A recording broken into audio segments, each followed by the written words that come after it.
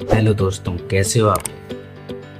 आज हम चलते हैं an elementary schools classroom in Islam, जे हम सेंट्रल आइडिया पढ़ेंगे और हिंदी में अनुवाद के साथ हम आपको बताएंगे। ठीक है, तो चलते हैं। जे इस्लाम, ठीक है, चले हम करते हैं। यहाँ पर करेंगे हम, यहाँ पर लिखेंगे द पोएम। ठीक है, साफ दिखाई दे रहा द पोएम। फिर यहाँ पर हम कॉमा लगाएंगे। सिंपली तरीके से लिखना है, ठीक है। देखो लिखने का तरीका इसी पेपर में से लिखना है आपको। अगर नहीं आए आपसे तो पेपर में से लिखना है। ये पहली हेडिंग आपको बहुत ही अच्छी तरीके से लिख लेनी है।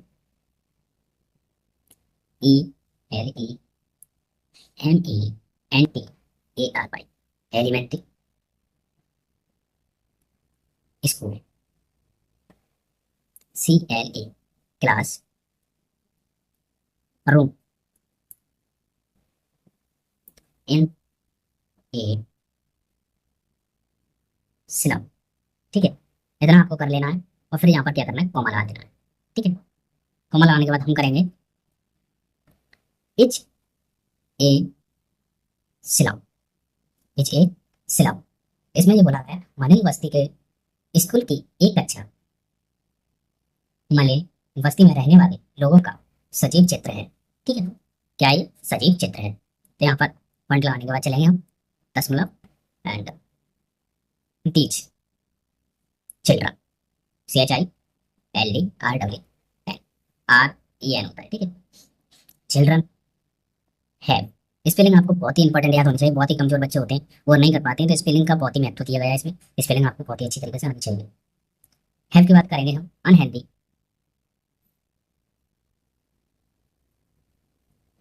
Unhealthy,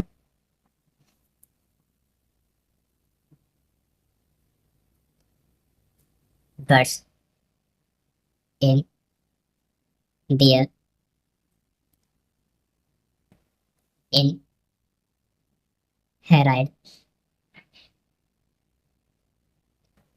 हेराइडेड sun. ठीक है, हेराइडेड सन। इस लाइन का अर्थ है, ये हमारा यहाँ तक फुल स्टॉप हो चुका है। इस लाइन का अर्थ है ये बच्चे विरासत में बीमार शरीर पाते हैं। उनकी आंखें अधूरे सपने से भरी होती हैं। देयर आइज, यहाँ से करेंगे देयर, EYES, आइस। आपकी स्पेलिंग तो जानते होंगे। Are flag with income. Incomplete, incomplete का मतलब जानते हो, यानी पूरे कंप्लीट नहीं। कंप्लीट का मतलब पूरा ना होना। ड्रीम्स यानी सपने। DREAMS, dreams. DREAMS। ठीक है, ध्यान से लिख देना। ड्रीम्स, इनके सपने पूरे नहीं। Dear children passes is life, a life. There children, CHILDRN, sorry EDRAN। ठीक है, चिल्ड्रन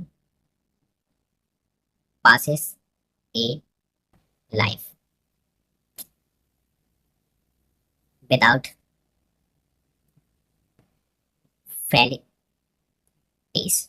ठीक है, सभी बच्चों के लिए है, फेसबुक से इंस्टा पर, इंस्टा से फेसबुक पर, यूट्यूब वालों के लिए भी है। सभी लोग ध्यान से याद करके ले जाना।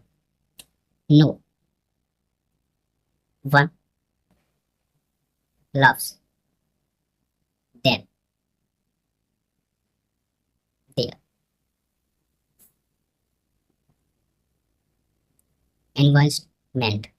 ठीक है, as one high unique. So their pennies hip out, hip out. if out of their hussy they have keep desire to see the out words, but they are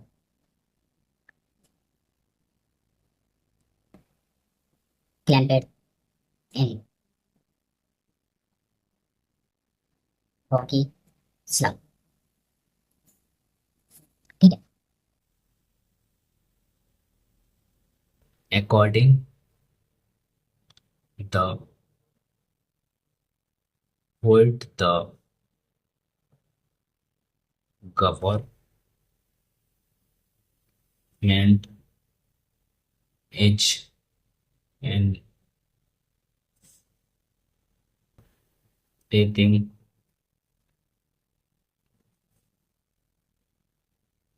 them list of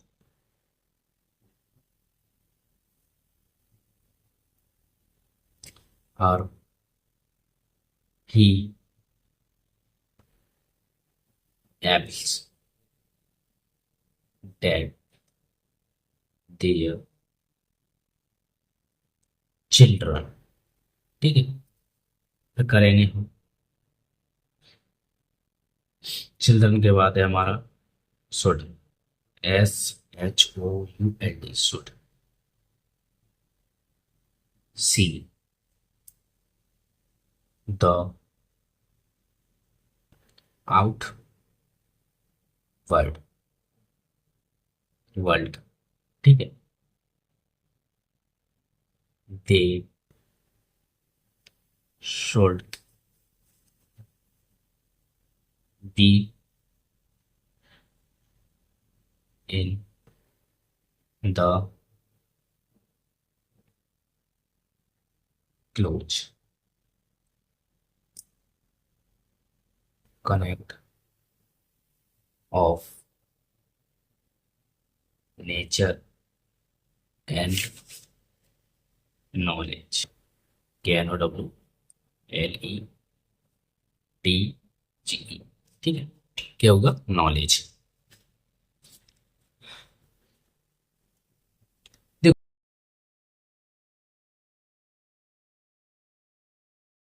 अब इसकी हिंदी भी मैं आपको एक बार provide करा ही देता हूं. देखो, सिंपल सा टॉपिक है. मलिन बस्ती के स्कूल की एक कक्षा मलिन बस्ती में रहने वाले लोगों की सजीव चित्र है. ठीक है, सजीव चित्र है. ये देयर, ये बच्चे, चिल्ड्रन हैव, पाते हैं, have unhealthy bodies in their हेरिटेशन. ठीक है, ये क्या करते हैं? विरासत में बीमार शरीर पाते हैं. उनकी आंखें अधूरे सपने से भरी होती हैं. ये बच्चे असुविधा पूर्ण जीवन गुजारते हैं. कोई भी उन्हें प्यार नहीं करता.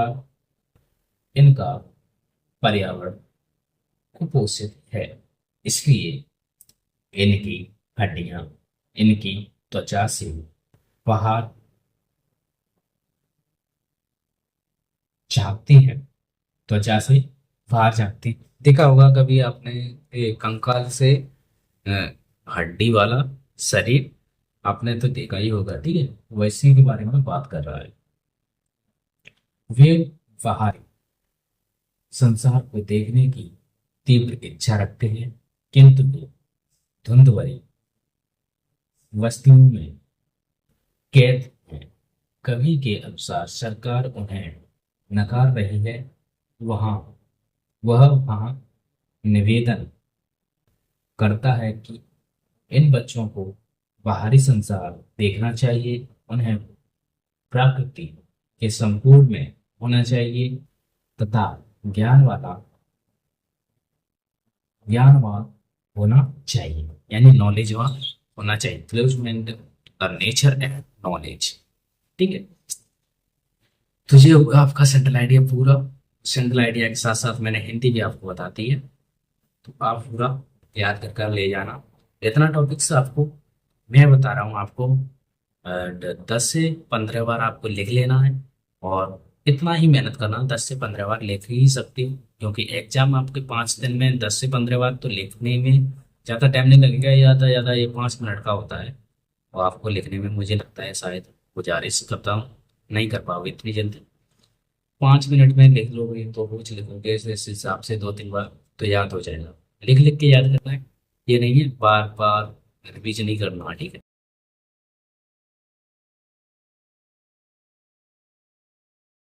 हे गाइस, कैसे हो आप लोग?